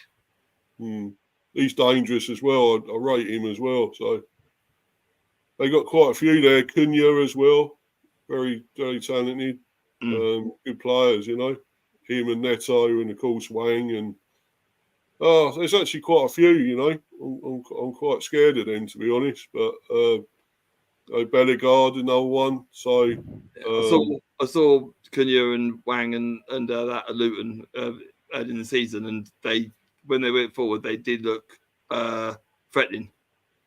In defence, they were a little bit shaky, but they stood firm, and we got a point due to a penalty, but it was luck more than anything to get the point. I'm glad we got the point, but they do pose a threat going forward, definitely. Yeah, they are very, very dangerous. And I mean, as I say, we haven't beaten them yet this season, so in the Premiership or anything else. So you weren't sure in the FA Cup before the replay, so there's something there you could look at and go back to that game and think what you did right to get the draw, and see if you could exploit that areas again, and then look at the mistakes you made in the replay and see if you can tighten up in them areas, kind of. I mean, you know, if he does go with this 3-5-2 again, which he seems to like, Thomas Frank, he likes doing that. I just think, I don't know, I'm not sure it's working. I'd rather, and for a start, I'd have a different goalie. I'd have Strakosha in goal, but he don't seem to want to do that. So, you know, at the back, it don't seem to be quite working with me and Pinnett. I don't know what's going on there, but it's not as good as it was last season or the season before. It's tight. You know, I'm just wondering what's going on with that. We seem to have regressed a bit with our defence and everything. You know, the tightening we had, it was like a wall for at least 2 or 3 seasons. We were a wall there, you know, so hard to get through. But now we seem more open and seem like, yeah, we're scoring goals. That's a positive. We're still scoring, but we're not getting enough goals, and we're also conceding more than we had been. You know, so I think that's kind of worrying, really. What do you think of that, Manny? What would you say about all that? Yeah, I mean, if Frank continues to persist with that formation of his, personally, I don't know if you know this, Mr. B, but I'm never really a big fan of a back 3 unless you've got the wing backs who are working really well. If it's 5 midfielders, then it just becomes a little bit too cluttered, really.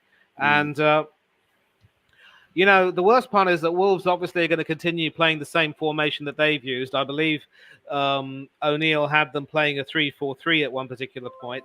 He has also tried to use a 4-2-3-1 to sort of mix things up a bit using a back 4. So the only problem I have is that if Thomas Frank thinks that he's going to be able to counter the Wolves midfield by adopting a midfield 5, he is going to run the risk of having things being a little bit too cluttered, because Wolves' midfielders, especially Neto and company, they do move with the ball fairly quickly. So his best bet would be Frank's best bet would be to just use a back 4, and it can either be a 4-4-2 or a 4-2-3-1. Like if he wants to have Toney as a lone striker, then a 4-2-3-1 would probably work, and just get more of the midfield working in that respect. But a 3-5-2, he'll be asking for trouble. Well, Well, I'd like to see him change it up a bit because I've been talking with Stephen about this quite a bit, haven't we? We said, yeah, we have. You don't seem to be changing it enough. He's doing with the same thing, and he's not being proactive, Thomas, about it all. He's doing it all. He's continued going with what he thinks is right, and he's not being proactive. He's been a bit like, say, Arteta at times, if you see what I mean. Not willing to change it, be stubborn, and keep the same thing going, and it's not working.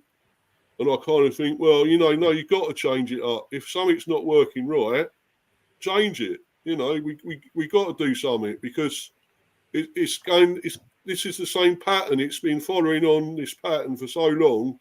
We're going 1-0 up. We can't hold on to it, and we're getting smashed by a few more goals. We're conceding the goals, and it's not working out. So why can't we go back to what we done 2 or 3 seasons ago, when we first come up, go back to that formula. And he's, he don't seem willing to try and go back to that. I don't know why. I just wish I knew. But I know obviously we have got some players in, and I rate Reggie on. I'm sure he'll get another game here, probably start here. Probably if he does the 3-5-2 left wing back again, he may have the same at the back with Collins, me, and Pinnock, and then obviously probably have Ross left right wing back. I still don't rate him, but he keeps playing him, and or he may have Godos in. He may put him in if he's up to it, if he's fit enough to play. So he might play in the left wing back, and then maybe go switch to a 4-4-2 or 4-5-1, 5-4-1, something like that. I would like to see him go a little bit more defensive here because it's Wolves away. I think a more defensive formation would be better. But I don't know if he stick with the same. I'm not sure. And he obviously dropped, and obviously I found out I don't know if either of you knew that De Silva's having an operation. On, he's unfit again. He's got to have an operation on, I think it's a hamstring or something or other. I know it's something not good. Oh dear. And so he's out yet again. He's only just come back, and he's out once again, which is a shame. Because I rate De Silva. I think he's a good player, very quick, got ability. So unfortunately, he's out yet again. And of course, they dropped Lewis Potter last time. Whether he'd come back into it, he was on the bench, obviously. What do you guys make of that? The midfield? Do you think? Well, obviously they'll have probably Norgard and everything. Jensen, I would think, in midfield. Can you see it being any different, or? No, I think you're going to stick with the same sort of team you picked against Man City. It worked partly for the first half, and hopefully they can pick a few more holes in Wolves than they did against Man City. Obviously, Man City champions for a reason. We all know that. I can't see him changing it drastically. Yeah, Lewis Potter may come back in, but it depends on what he finds are Wolves' weaknesses. I mean, he's got. I suppose he's going to stick with Mopai and Toney. I mean, there's no doubt about it. They've worked got no quite one else well really to sort of partnership. As you say, there's no one else, is there really? So, I think, but you've got to have some sort. We've got to have some sort of tighter defence somehow. It's got to tighten up. Because we're leaking goals, that's a real concern. We're really leaking goals now. We haven't done this since we come up. We haven't leaked this many goals since we come. We seem to be more open. I think with you now, along with Everton, Forest, maybe even Palace as well, I think you're in a mini league along with us to get performances and goals to keep you up. It's a mini league. Every game is a cup final from now to the end of the season, I should think. And the more points you get, from your point of view, would be beneficial. From our point of view, we want to get the goals to keep up with you, to keep you in the same sort of vicinity as us. Because even though you have more points than us, the gap is slowly getting short. closer. And 2 points could make all the difference on Saturday. You lose, we win, we go above you, and that then puts you in a more precarious position than you should be. I mean, that's why I think we've got to win this. We really have. We need another cushion, another buffer away from you lot, and that's why it's very important we actually win this. And to be fair, Wolves away is harder. We got Sheffield United at home. That could be the difference for Saturday. But you've got some difficult ones coming up, and these ones are the ones you've got to win, because Liverpool, Man United aren't going to be easy. Well, no, of course not. We've got Liverpool, we got Sheffield United this week, and we've got Man United at home next week, and then we've got Liverpool away, and then Man United, Man City at home in the FA Cup. So we ain't got anything easy. But the Sheffield United one is the one we must win, just like you have to win the one at Wolves. And if you don't, it gets very, very interesting. Because I'm just wondering where we're going to pick the points up if we don't get them here. We got, as I say, Liverpool. Then we've got City as well again. Obviously, things don't get any easier in the Premier League. No. I think trying to think who else we've got coming up. I know we've got Arsenal again at some stage, and we got West Ham and all that. We still got to go to Man City. We've got to go to Liverpool. We've got to go to Wolves. We've got to go to Palace. So then them games really ain't exactly easy. No. What I think is, like, the same as you, I think 5 more wins should be good, as long as you can pick up a few points away from home. So a point here wouldn't be bad for you. It's just your home form will have to improve a hell of a lot. Yeah. Yep, I can concur with that. See, Wolves away, then we got Liverpool at home on the 17th. Then Man City away. I'll go with you. And I think Mr. agree with me. Man City away is a free hit. Yeah. Well, you said that about our one the other day. Well, Man City at home for us, what I see is a free hit, but we done well to keep it 2-1, and we did. I think we deserved a point effectively with the chance we had towards the end. But still, Man City away could be a free hit, just like it is for us. The game is that at home to West Ham. That's away at West Ham. Away. That's the game you can get a point as well. But if home form, with the games at home you have left, there has to be points. And if you are down there come April, the Luton game away against us could be very, very, very, very, very, very vital. We've got Chelsea at home on winnable. 2nd of March. Chelsea winnable this season. Yeah. Arsenal away Saturday the 9th of March. Point, if possible. Burnley, that's definitely winnable. Yeah, win. United at home. Point. Yeah, then Brighton win. At home. Villa, that's a tough one. Yeah, well, Villa's always going to be tough. They're in a bit of something at the moment, but they won't be there for long. So probably lost there. United win. Should win that. Luton should win that. No, fuck off. You're going to lose that. We're at home. Our home form is impeccable now. I'm joking there, Stephen. That's going to be a tough one. You're going to turn up for that. You didn't turn up for that one against us last time. No, we didn't. So that's the worst performance I've seen this season. No. That's why we beat you so easy, to be honest. Because you weren't in it. But yeah, your ground, that's going to be mega hard. And that's winnable. Everton, yeah. Winnable. Away. Fulham in May. Tough. Home. Should win that. Point. Bournemouth away. Well, point. Yeah, could be. Newcastle. They'll beat you.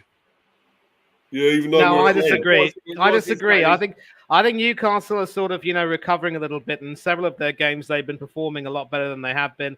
I'm sorry, Mr. B, but Newcastle will not be a very easy game. I hope you can get a win because it would be wonderful. But their away form is not as good, is it? The away form in Newcastle is not as great, and we're playing them at home, so they picked up a bit. They won at Aston Villa and ruined their perfect home record. Yeah, the home record wasn't necessarily perfect. Stepsy, they drew to it's Sheffield still unbeaten, United, though, wasn't it? It's still unbeaten. That's what I mean. It was not anymore. Not anymore. No, not anymore. No, not anymore. That's gone. So anyway, what do we think our lineup? Well, the Bees lineup, I think, will obviously be Flecken in goal again because you won't change it. I think the back four will say the same. I think the midfield will say the same, and obviously, definitely the two up front. Like we said, you ain't got anyone else, have you? Yeah, I think he may switch to 4 at the back or something for this. If it does, that'll give Goddess a chance to start. Yeah, I think we might be better with 4 at the back, and I definitely think Reguilon will play. Reguilon will start.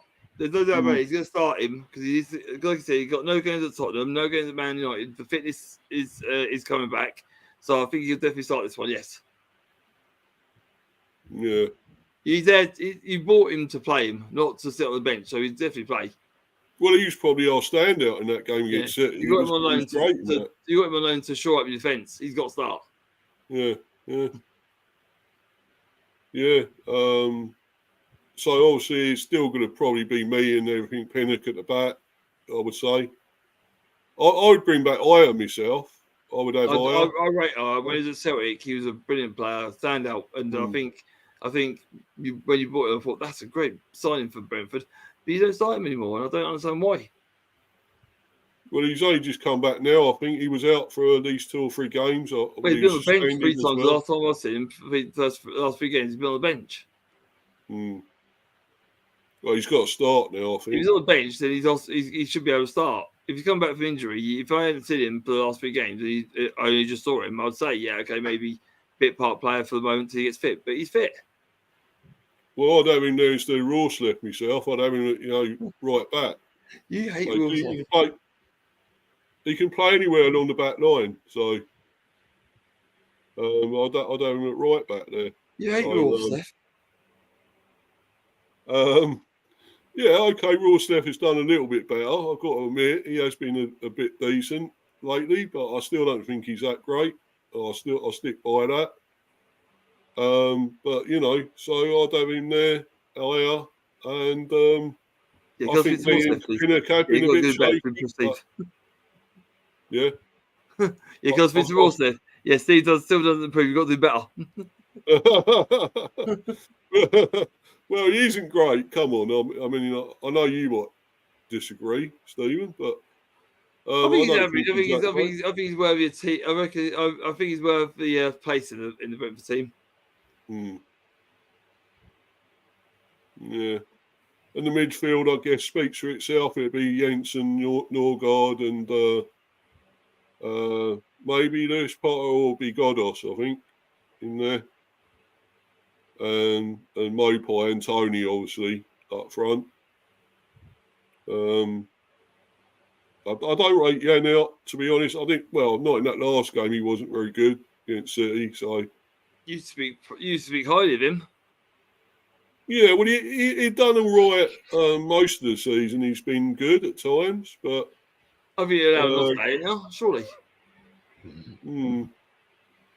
I don't know. I maybe drop him for this one, but... Yeah, it could be. It's an option. I would probably bring back Lewis Potter as well. I think he's done pretty well, Lewis Potter. So... I'd bring him back in, and but yeah. So what would we say? A 4-5-1 or something, or 4-5-2, or 4-5-2. You have a 4-5-2. Yeah, you can. 4-5-1. Well, 4 more. Or 5-3-2. I don't know. 4-3-2, 4-3-2, 4-4-2. You could do 4-4-2. You could go 4-4-2. I'd like a 4-2-3-1 against Wolves' formation.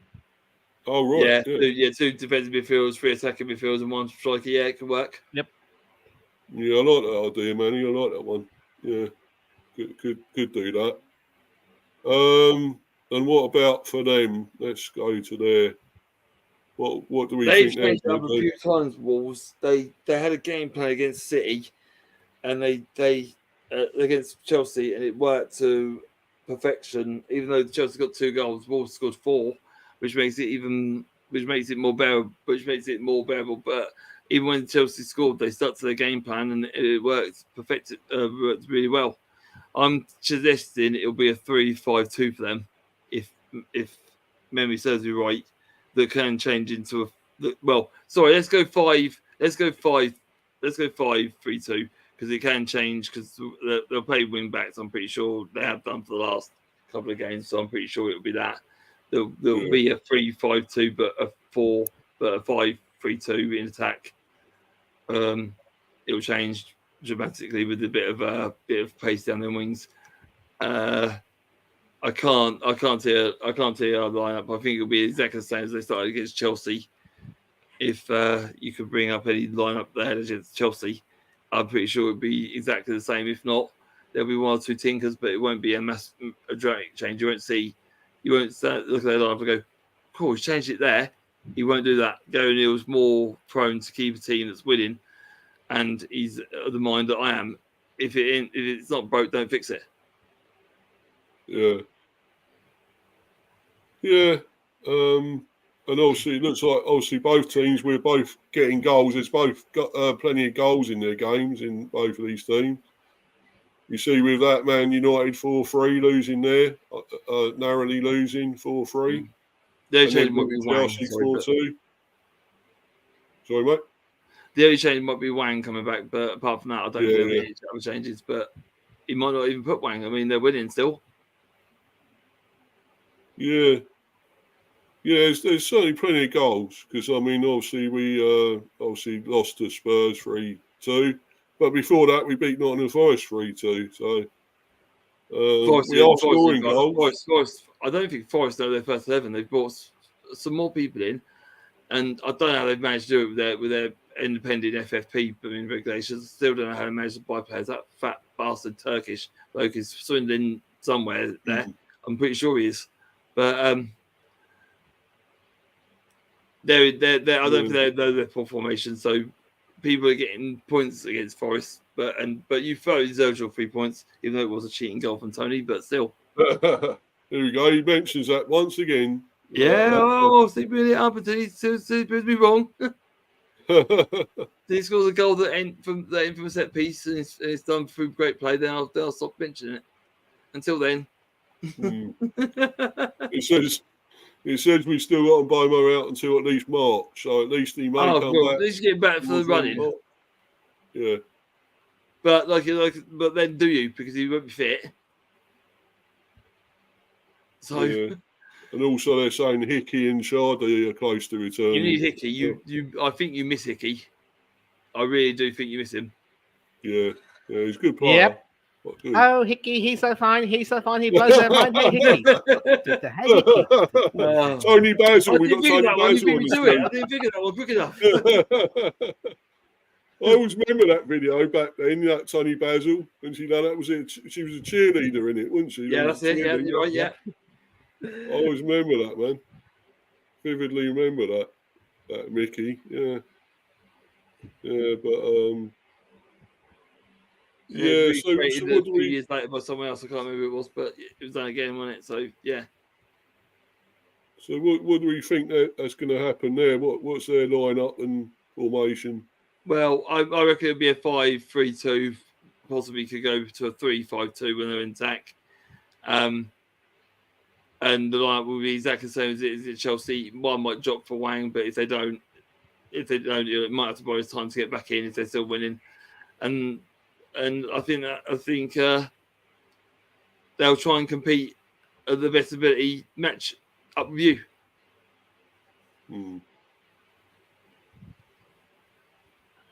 Yeah. What do you think there, Manny? Do you think they go the same or? Wolves? Change it up? Yeah, Wolves. Why would they change it after having beaten Chelsea so convincingly? Winning formula. Yeah. Yeah. I don't think they'll change it either. No.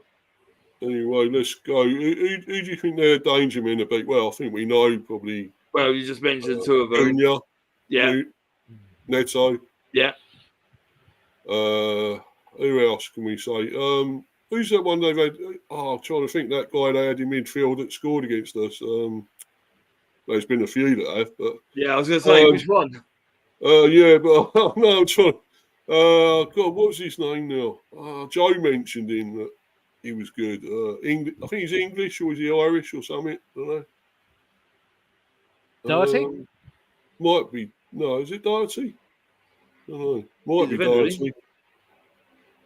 But yeah, I might try and see if I can find their lineup, and it might tell me who that is. But should say on here. Where was it now? Semedo, Totti, Hodge. No, yeah, Doherty. It's probably Doherty. Yeah.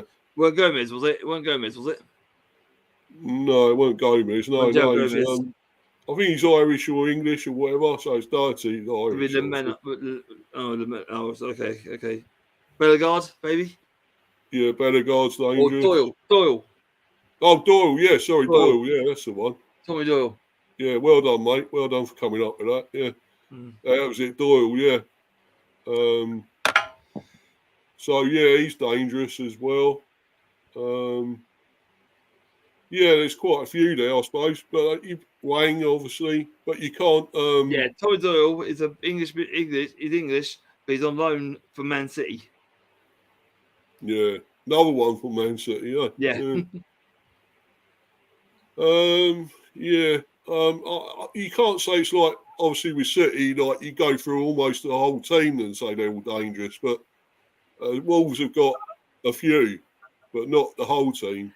Yeah, but so, I mean, you can't say that like Sarr, Gilman, Bellegarde, Gomez, Doherty, Lamela, and Cunha ain't good. They are class players, but like you said, they're not Man City quality. But they are quality. No, you can say you'd be wary the whole team of City, wouldn't you? Almost so. True, but there are some good players in the Wolves lineup, and they are very good at home.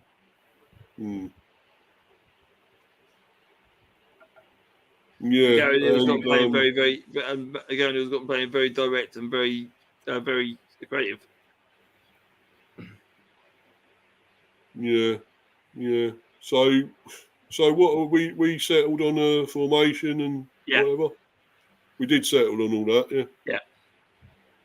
Yeah. What about let's go to the score prediction. I'll let you two go first. Who wants to go first with it? Stephen, you want to go? Yeah, I can't see Wolves battling too much. I mean, that performance against Chelsea will boost them even more.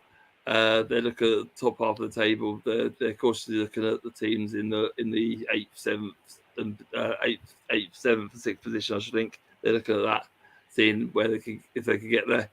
I can see Brentford hustling and bustling still, trying to nick a point or nick a goal to win. But I think Wolves will have a bit more. So I'm going to go Brentford. I'm going to go Wolves 2, Brentford 1. Okay. Yeah. Well, how about you, Manny? Desmond for me. I think this is obviously going to be a game that Brentford will need to try and win, and both teams are going to try hard.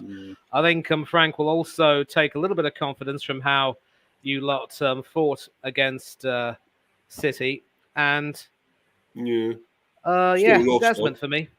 Desmond for me. Yeah, you say you lost, but he'll take into consideration what parts you did well. There's some positives. There was a few. Yeah. Still there. Yeah. Mopai didn't mock. That's one positive. Yeah. Yeah. That's true, man. But, I mean, I don't even know how disrespectful the celebration was, but as long as he scores, I wouldn't necessarily be too hard on him. He's in goal-scoring form, Mopai. You got to say that he's getting goals. Yeah, and don't forget, as an Arsenal fan, I have to say that we owe our FA Cup success to him, so I can't be too mad at him. I hope you can understand that. You're a fan of Neil Maupay, are you? Not necessarily Maupay per se, but listen, if it weren't for him, things wouldn't have taken the turn the way they did. But don't deterioration away from Martinez, please. Yeah, he's his number one fan, Manny, isn't he? Martinez. He's got his own little fan club, Manny's fan club. I don't have a fan club. Stop taking the mickey. Martinez and Mumbai in there.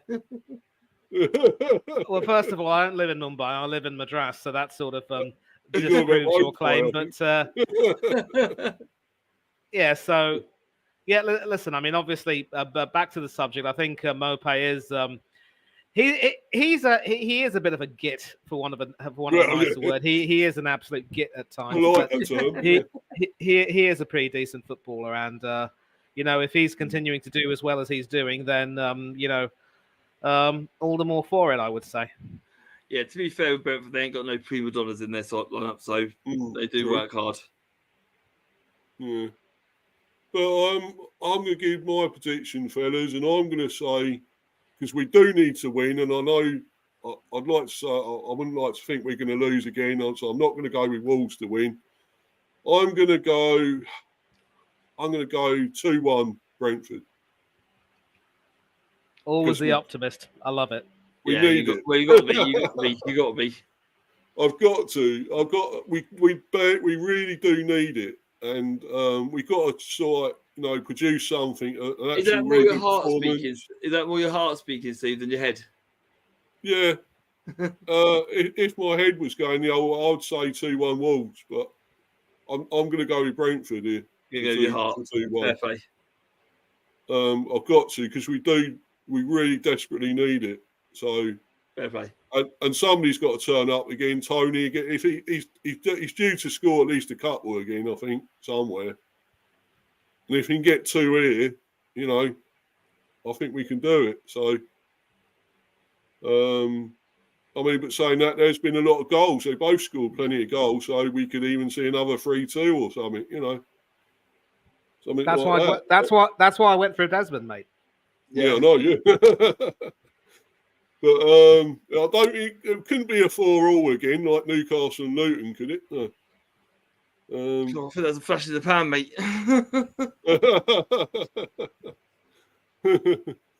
But I suppose I'll take the point as well. Sorry, if Manny keeps going against us, we're getting victory. So could Manny on Aussie channel tomorrow?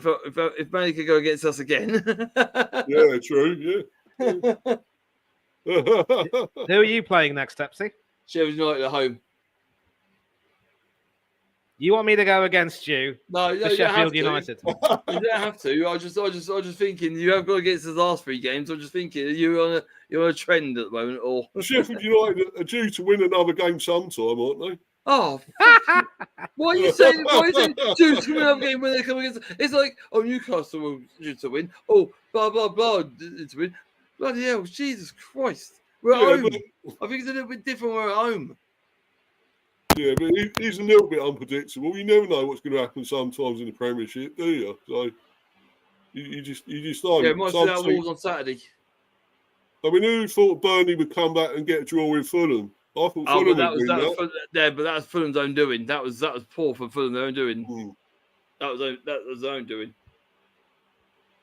They had that in the bag and they threw it away. From another Chelsea only, Fofana. Oh, true, yeah. And we had plenty of goals. That was brilliant for goals, wasn't it? Yeah, all them goals we had. Yeah, like I said last night, and I've said it on previous streams. That was the most goals scored in the Premier League since it began. So those goals scored all over the board. Those goals. Oh, that stream last night was brilliant, man. That was lit. A laugh. That was a great laugh. Yeah, it was so funny. Ollie stream, wasn't it? That was a good laugh. Yeah. You ever been on Ollie's stream, Manny? You been on one of his, or? Yeah, a few times, once or twice. Haven't really been able to come back too often though, because of certain issues with timing and what have you. But yeah, sure, should go back again if I can. I'll see if I can make the time. Yeah, it's a laugh, mate. Anyway, so maybe we're back. tomorrow night on Ice's channel. Yeah, true. Yeah, we're okay, Luca. Yeah, Luca's in here. Yeah, so Luca's we're here. okay. Yeah, cool, mate. Cool. Luca's like it again. Yeah. But anyway, thanks for that, fellas. And it's been a great stream again, and had lots to discuss. Obviously, with the racism and, of course, all that. So, rearing its ugly head yet again. Unfortunately, we don't seem to get rid how of many it. times have we brought this up though, Steve? It's becoming a raging topic all the time, and it's like you said, every now and then it's rearing its ugly head for more often than not, and it's not right. No.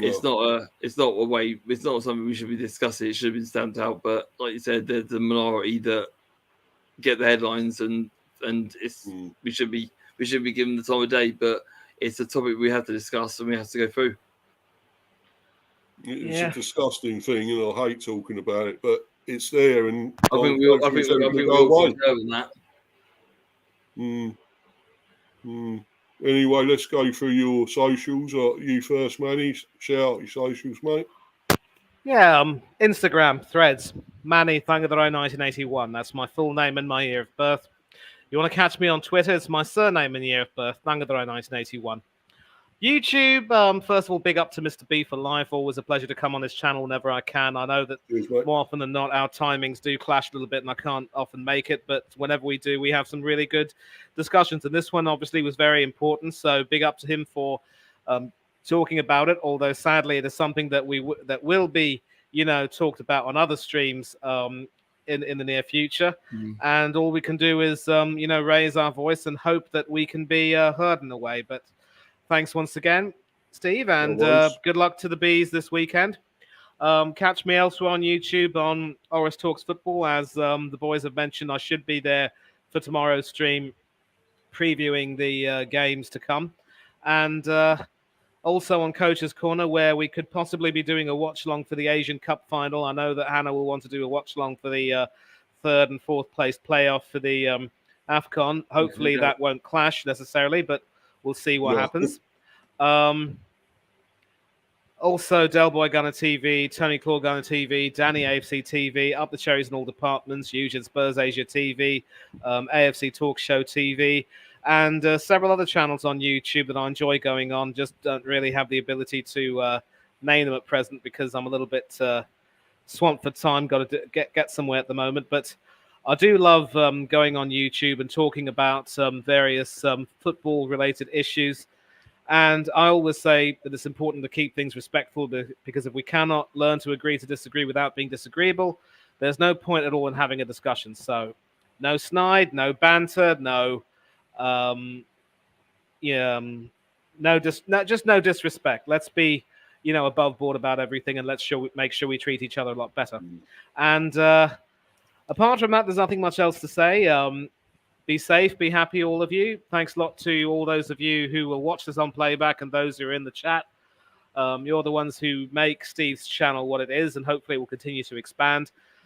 Take care of yourselves, stay safe, stay happy, enjoy the rest of this week and the upcoming weekend, and don't do anything that the boys and I wouldn't do. For now, though, adieu to all of you, and see you all soon. Yeah, cheers, buddy. Well said, mate. Well said. Cheers, man. And now you, Stephen. Shout out your socials, man. Yeah, I am near enough sorted out my YouTube channel. Obviously, work clashed with the emails that I had, so I've managed to separate them. So it's just biding my time, getting the time to get on the computer and bashing through to get the YouTube back up and running. But at the moment, obviously, Instagram at Stepsy Boy. My Snapchat is StepsyBoy82. You can find me on, obviously, Mr. Steve, Ivan Football Chat. Thanks for having me again. Oris's channel tomorrow night, previewing, like Manny said. Coach's Corner every now and then. T-Boys TV, big up to Tyler and his dad. And Ollie for his channel last night, big up. I have enjoyed, and I'd like to say a big shout out to Wolf as well, Simon. I've added into my Instagram, so hopefully I'll get on his channel at some point. Tony Early Doors TV, I will jump on your channel as soon as we get an invite sorted. And from now, peace out, and I'll see you tomorrow. Yeah, nice one, Step. See ya. Yeah, second that about with Ollie's channel, and thanks for having me on, Ollie, for that. That was brilliant. I enjoyed that. I'll be on again at some stage, and obviously Simon and yourself, Stephen, on there, and who else? Horace, of course. Horace was on there. So cheers to you lads for that. That was brilliant. I really enjoyed that. Another comment. Oh, Jordan's in here. Big up, Jordan. Hey, Mr. B. Yeah. I'll be on yours soon. I think he's on about tomorrow. I might go on his stream tomorrow night, or say it tomorrow evening. But I've got so much going on with him tomorrow, so that's another reason I've done this today, because there's so many streams. Losing my voice still. I'm getting pissed off with B. Sorry, that's why I'm getting angry. Just have a nice cup of tea, mate. It'll do you good. Yeah. But there is a lot going on tomorrow, so I might be going on Horace, of course, tomorrow as well, and what's the name, True Gooner, Josh is one, might go on that as well tomorrow. So there's loads to go on. So I mean, that's another reason I'm doing all this. So yeah, Mr. B, yeah, you're right, Jordan. It is tomorrow, your podcast, and I should be on there, mate. Yeah, let me know what time it is. I should hopefully be able to get on there. But anyway, guys, this has been great again, been superb, and thanks to everyone that's been in the live chat and watching this on playback and keep supporting me. I lost the sub. I was on 98. I don't know why. Somebody keeps unsubbing. I don't know what I've done, but I won't take it personally. Yeah, I thought somebody's not liked it. I don't understand it. People drop and then people come back. I don't understand why they do it, but probably another Spurs fan. I wouldn't be surprised. We'll get there. We will definitely get there. Keep pumping out the streams and you'll get there. Yeah, so keep following me down here on at Mr. B for Life 182 on Insta there. Keep checking that out and following me and subscribing and smashing the likes and everything else. And obviously, for the time being, till we all meet up again at some stage, see each other again, and all of you, it's goodbye, and I'm out of here. I'm back with bouncing. Goodbye. Okay, guys.